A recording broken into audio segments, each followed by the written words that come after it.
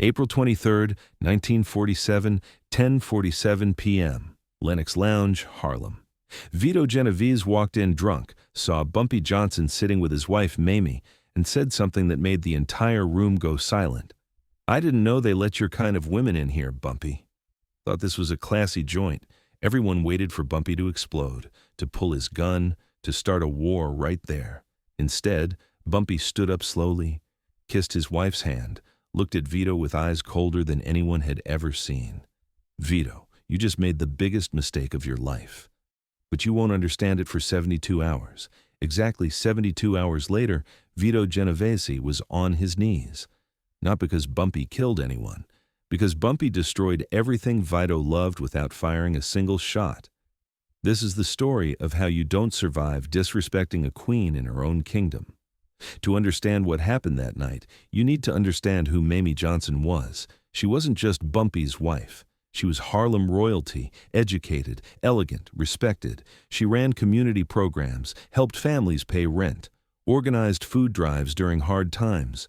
When Mayme Johnson walked down 125th Street, people stopped and showed respect. Not because of Bumpy, because of her. She'd earned it. Bumpy had married Mayme in 1948. No, wait. They'd been together since 1940. Married later. The exact dates don't matter. What matters is that Bumpy Johnson, a man who'd survived wars with Dutch Schultz and the Five Families, who'd done time in Alcatraz, who'd built an empire on strategy and violence, had one soft spot. Mayme. Touch his money, he'd negotiate. Threaten his territory, he'd fight smart. But disrespect his wife? That was different. Vito Genovese was 50 years old in 1947. He'd recently returned from Italy after fleeing a murder charge. He was rebuilding his power base in New York, trying to take over the Luciano family. Vito was ambitious, ruthless, and that night in April, he was drunk on power and actual alcohol. He'd spent the evening at a social club in Little Italy, celebrating. His heroin operation was expanding. His political connections were growing. He felt untouchable. Around 10:30 p.m., some of his guys suggested they go to Harlem, check out Lennox Lounge, see what the black gangsters were doing. It was stupid, disrespectful, but Vito was feeling bold. So they went. 5 Italian mobsters walking into the most famous black nightclub in Harlem. Everyone noticed. The music didn't stop, but conversations did. Eyes tracked them as they moved through the crowd. Bumpy was sitting at his usual corner table. He was wearing a gray suit. Mayme was beside him in a burgundy dress. They were having dinner with 2 business associates. Quiet evening, nothing special. Then Vito walked over. Bumpy saw him coming, recognized him, knew this wasn't a social visit. "Vito," Bumpy said, nodding. "What brings you uptown?" Vito was swaying slightly. His eyes were glassy. He looked at Mayme, looked back at Bumpy. And that's when he said it. "I didn't know they let your kind of women in here. Thought this was a classy joint." The insult was layered, racial, sexual, deliberate. Vito was saying Mayme was beneath him, that she didn't belong in a nice establishment, that Harlem standards were low, all of it wrapped in mock surprise. The table went silent.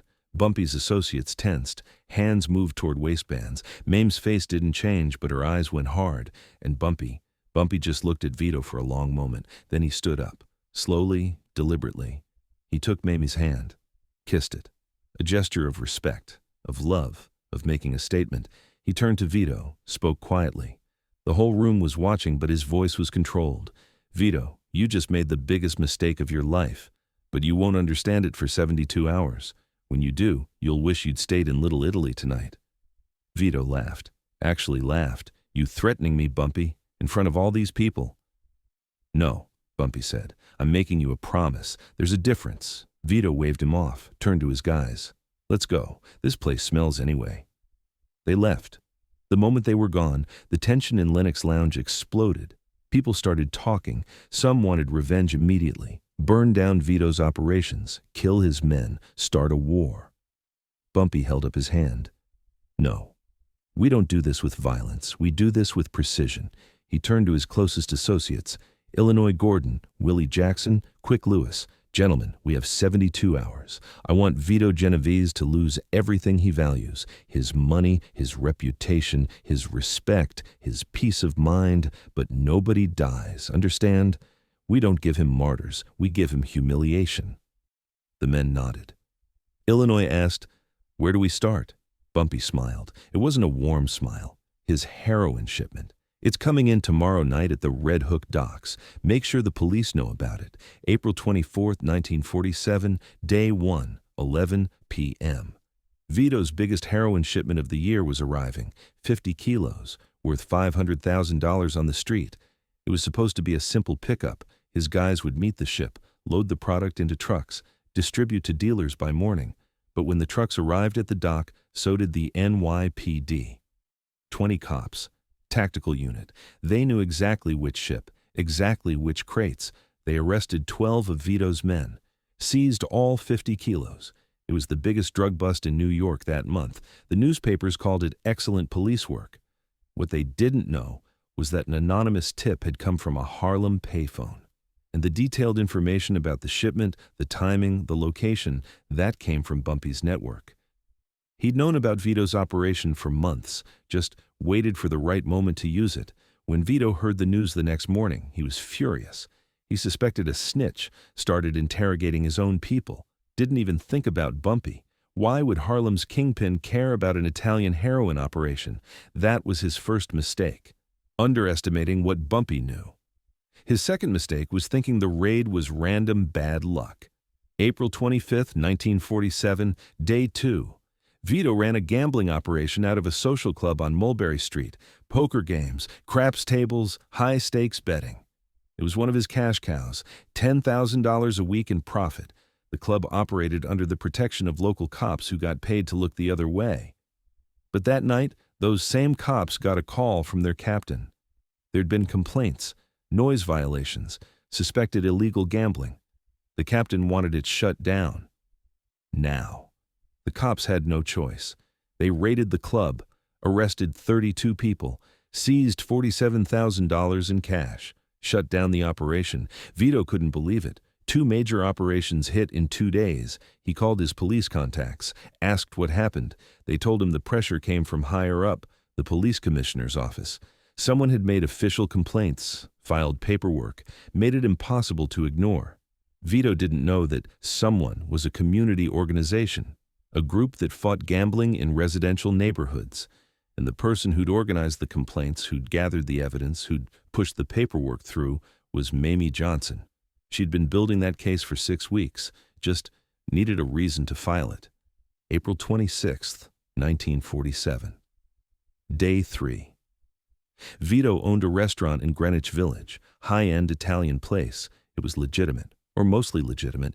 He used it to launder money, meet with associates, entertain politicians. It was his pride and joy, his respectable business. That morning, health inspectors showed up, unannounced. They found violations, rats in the basement, mold in the kitchen, expired food in the freezer. Were the violations real? Yes. Every restaurant in New York had violations if you looked hard enough, but inspectors usually called ahead, gave owners a chance to clean up. Not this time. The restaurant was shut down immediately. Red notice on the door. Newspapers covered it.